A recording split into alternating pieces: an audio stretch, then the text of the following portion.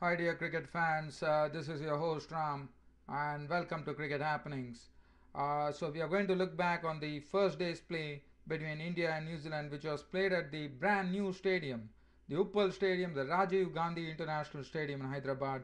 Yesterday was the second test, and there was one good thing which happened, and that was Tim McIntosh, who actually bagged a pair in the first test, got to his century. So that would give him a lot of heart. In fact, the honors could have been even if New Zealand had not lost Tim McIntosh's wicket at the fag end of the day when Zahir Khan actually made him play on to his stumps for 103. A wonderful effort.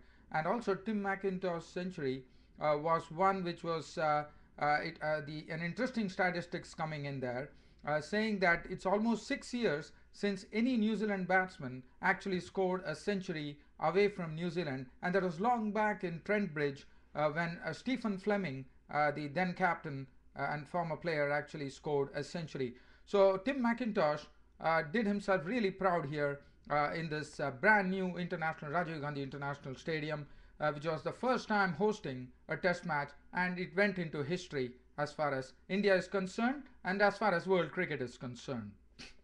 Well, as far as New Zealand is concerned, well, New Zealand were the ones who actually won the toss and chose to bat on this pitch. And for New Zealand, they had three changes in the team. There were a lot of new, like Tim Southee came into the equation. There was Tim Southee, there was Brent Arnell, there was also Martin Guptill, who came in and actually contributed by scoring 85 very valuable runs.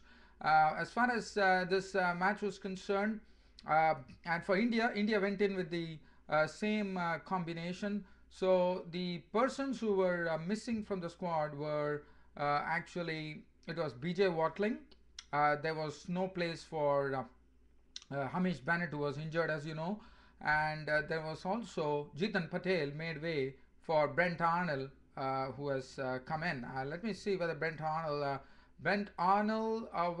he has already played a test match. So Brent Arnold comes in. He's a left arm pace bowler, Brent Arnold, and was looking impressive too. That was whenever he played.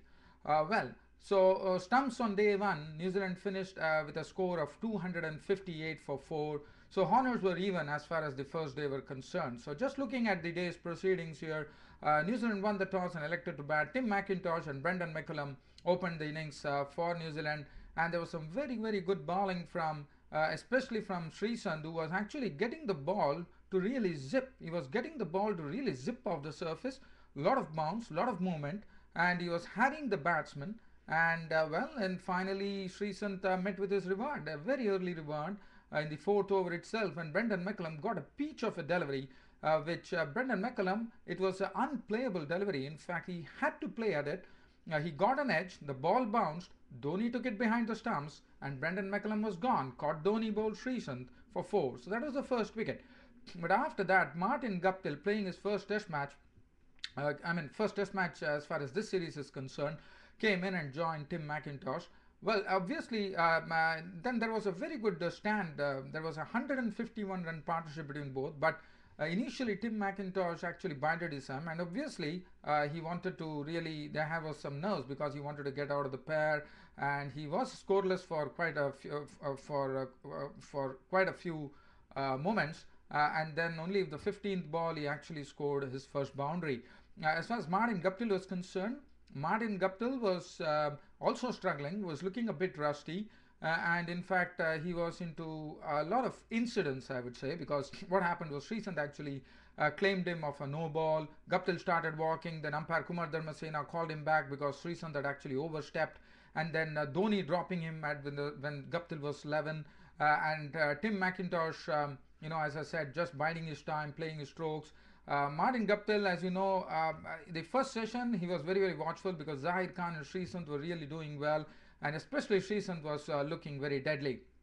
Well, they saw off that phase, and then after that we saw Martin Guptill slowly getting into his groove, because Martin Guptill, as you know, he plays strokes down the ground very well, and that's what he did. He was hitting the stroke. He plays straight down the ground very well, and that's what he was showing to us.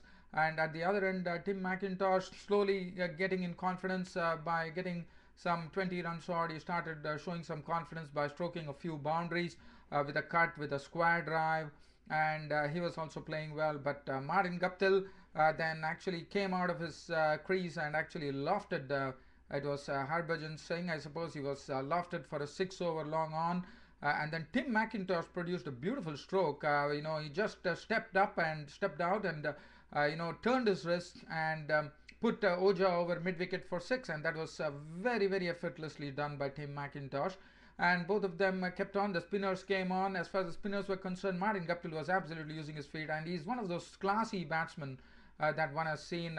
We used to see Martin Crowe, so probably like he's in the Ross Taylor mold. Martin Guptill is a very classy player, and he showed all his strokes and why he was such an important person in the New Zealand cricket team. And Tim McIntosh just grew in confidence, started playing his strokes all around the wicket slowly, and he was also, showing very good defense as far as the spinners were concerned, smothering the line of the ball and playing in a very, very good position. As I said, Tim McIntosh is a very, very compact batsman, and that's what he showed us today.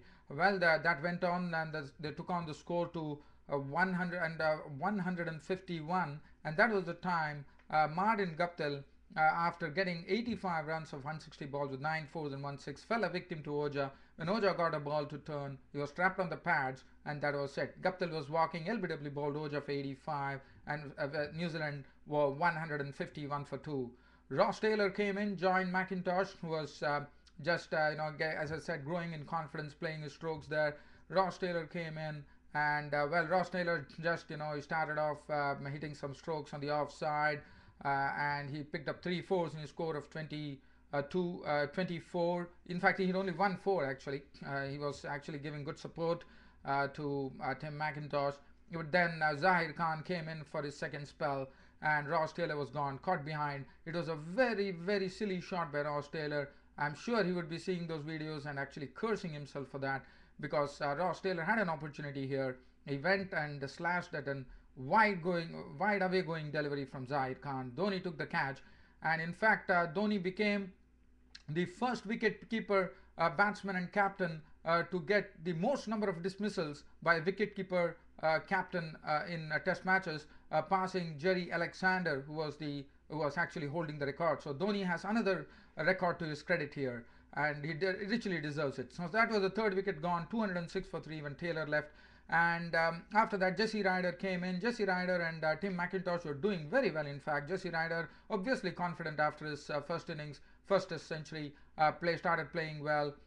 He was in the end, he was not on 22. But what happened was Zahir Khan, who actually they claimed the new ball, and the new ball met with immediate reward when Zahir Khan got Tim McIntosh. In fact, Tim McIntosh reached his century, and after that, Zahir Khan actually nipped him when Zahir Khan actually made him play on to his stumps, and Tim McIntosh was walking as he was clean bowled by Zahir Khan for 102 of 254 balls with 10 fours and 1 6. And that was a very important breakthrough for India, because if Tim McIntosh was over there, India, we could have said that the honours would have gone to New Zealand. But since Tim McIntosh's wicket was taken by Zahir Khan, it was even Stevens, I would say, at the end of the day. Jesse Ryder was not out on 22. Gareth Hopkins was not out on naught at the end of the day. 258 for 4 was the New Zealand score at stumps on day 1 at the Rajiv Gandhi International Stadium in Uppal in Hyderabad. As far as the bowling figures were concerned, Zahir Khan 18 overs 7 maidens 2 for 41, bowled very well. Sreesanth was very good initially, 15 overs 1 maiden 1 for 60. And the last delivery that he bowled for the day was a superb delivery, which had really had Jesse Ryder absolutely cocked up, I would say. Harbhajan Singh 27 overs 6 maidens none for 66. Pragyan Oja bowled well, 23 overs 4 maidens 1 for 60, and Suresh Raina 7 overs 2 maidens none for 15. So New Zealand 258 for 4 at stumps on day 1. Let me see whether I have time to just talk about any analysis here. I don't think I'll be able to really spare any time here, but I could just say if Tim McIntosh was there, probably that could have really strengthened them. But since McIntosh is gone, They have I mean, the pitch is playing well. There is not much in the pitch. The pitch is good for batting, but they have a lot of batsmen to come. Ken Williamson, the previous centurion, the first test centurion, Vettori.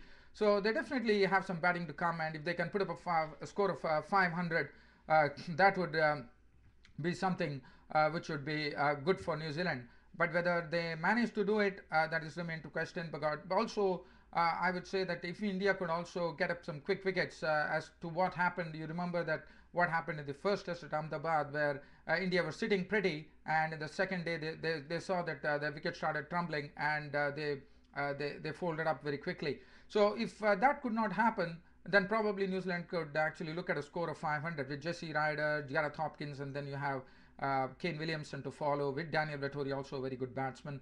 But as far as India is concerned, well, their first thing, they have one advantage definitely. If they could actually seize the initiative tomorrow morning by actually, they have the new ball there, so if they can actually pick up some quick wickets in the morning session, that could be something interesting, because if they can pick up some 2 or 3 wickets, then the tail is exposed, and then they could probably wrap it up, and probably India could be on the ascendant. But well, it's early days. We can't say anything now. We have to really see the nature of the pitch and how it behaves. There is some turn, I would say, a little bit of turn, not much. And as you know, it's only the first day, so the second day might be a different ball game altogether. And we look forward to a very good day's play as far as the second day is concerned in the second test at the Rajiv Gandhi International Stadium, Uppal in Hyderabad, which made history by being hosting its first test match. That's it, dear cricket fans, subscribers, and friends of Cricket Happenings. This is Ram, winding up this report and signing off. And I'll be back with a full match report on the first day's play in the first test between Pakistan and South Africa, which started in the Dubai International Cricket Stadium, where South Africa finished with 311 for 3 at close on the first day. I'll be back with a full match report shortly. Until then, this is Ram saying goodbye. Thank you.